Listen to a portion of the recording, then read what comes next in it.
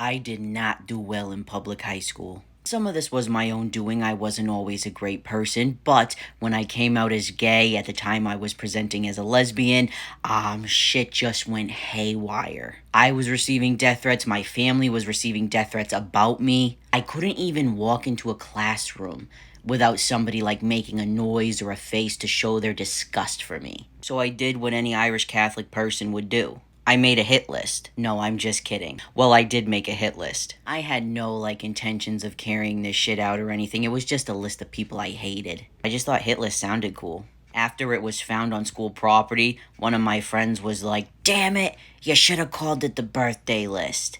True. Anyways, even though I had no intentions of anything, this was taken very seriously, and as a parent now, I completely understand. I mean, even though their kids were relentless homophobic bullies, at the time, maybe they've grown up like I have, you never know. I get that it should have been taken seriously. And I was kicked out. But I got sent to behavioral school, and that was one of the best things that could ever happen to me. Anyways, while I was still in public school before this all took place, somebody set up a website where you could vote for the hottest girls in the school.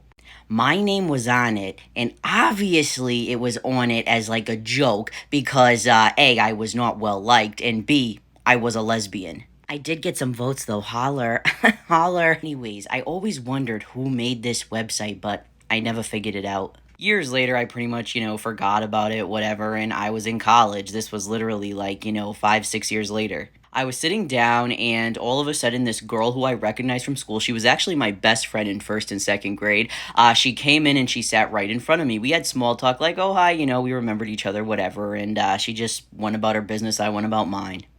But then as I'm sitting there, all of a sudden, I see her pull up a familiar website, and I look closer, and yeah, it's that website.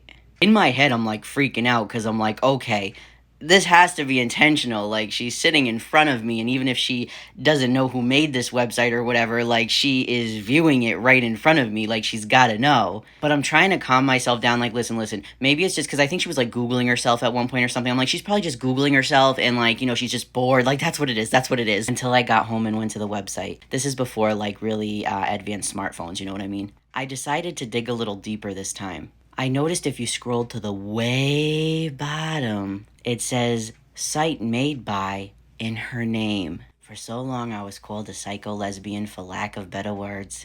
Who's the real psycho?